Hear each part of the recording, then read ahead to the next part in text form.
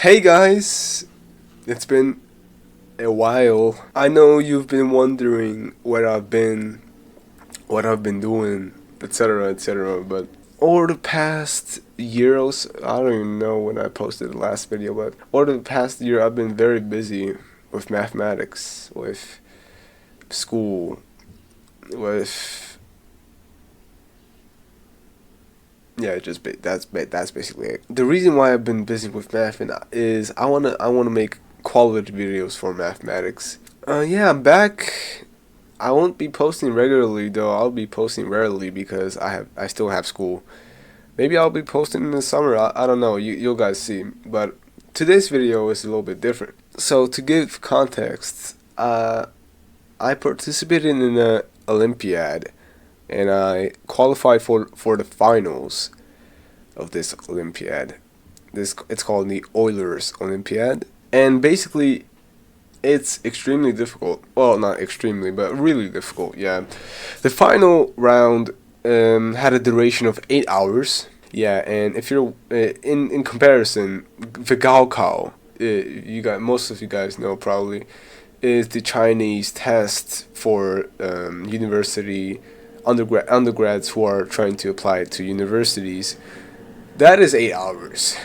That consists of a lot of problems, mathematics problems, Mandarin Chinese problems, and other very difficult topics. And this Olympiad, which was 8 hours, had 6 problems, all math problems, and yeah, it was absolutely terrible. I don't know how I don't know how I survived that. And the first round, it had a duration of 6 hours, and it had 10 problems.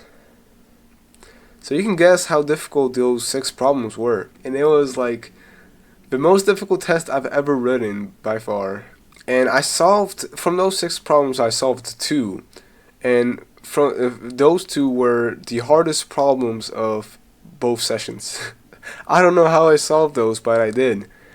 The hardest ones, not like the first and second, but the hardest ones. And I'm proud of myself, but I'm also pretty disappointed. So today I'm just gonna basically share one of the problems that I've solved. I solved, and I want your guys' opinion on my solution. The answer that I got is correct, verified by the teacher who was making this, who was basically conducting this Olympiad. I just want to see if my way of reasoning and my solution has the right logic, So I'm counting on you guys' judgment. Okay, so first of all, I'm going to show you guys the paper.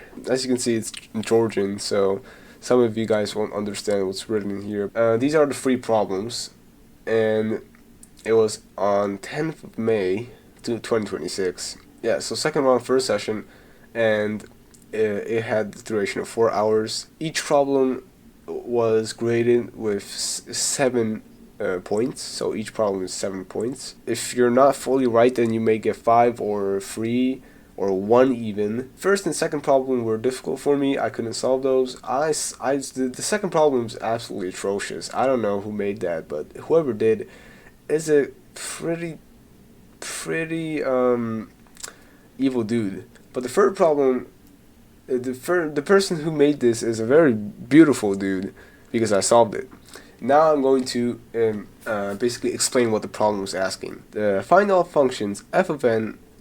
This basically means that the function f can only have an input and output that is a natural number. So if you input a number, it has to be a natural number, which means counting numbers 1, 2, 3, 4, 5, 6. And this output, it must also be a natural number, which satisfies the following properties. F of n plus 4n equals 3 times f of n for any n positive integer. F of n is less than or equal to f of n plus 2n for any positive integer once again. And for every positive integer n, there exists infinitely many positive integers m for which f to the power of mn, this notation f to the power of mn, it basically means that there are m amount of f's. To give you an example here, f of f can be rewritten as f to the power of 3n because there are 3 f's, and f of n can be rewritten as f to f squared n because there are 2 f's. Wow, that's a mouthful of a question. At first glance,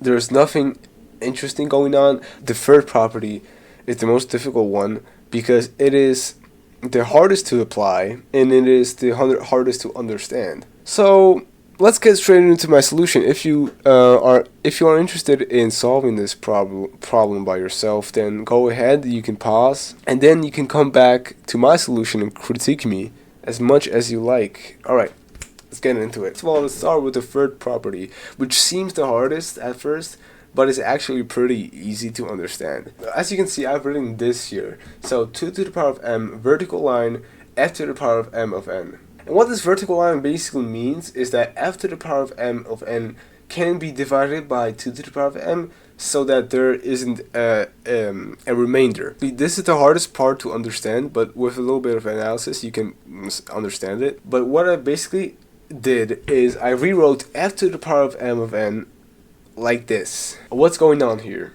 So by writing f to the power of m of n in terms of these things, what I essentially did with 2 to the power of m is I guaranteed the fact that this can be divided by 2 to the power of m. I also wrote and introduced a new function g so that n can be present as an output of this function, right? And of course g has an input and output of a natural number. Let's continue by basically acknowledging this fact, right? I'm going back to the first prop, f of n plus 4n equals 3 times f of n for any n positive integer. As we can see here, there are 3 f's here and there are 2 f's here. And from that example I basically told you guys earlier, we can rewrite this whole thing as f to the power of 3n plus 4n equals f times f squared n. And now we have to remember that f to the power of m of n equals 2 to the power of m times g of n. And now simply we can plug this in the first property. So we have 2 to the power of 3 times g of n plus 4n equals 3 times 2 to the power of 2 squared times g of n. And now we basically expand the parentheses. So 8 times g of n plus 4n equals 12 times g of n. And then we get that 4g of n equals 4n. This means that g of n equals to n. And now we got a very simple function. We got a linear function. Y equals x if you're still in middle school. It's just this line. But it's not really a line. It's just a cluster of points that are facing upwards at a 45-degree angle. It's just a discrete function. You'll understand a discrete function when you study calculus. But we got g of n equals to n.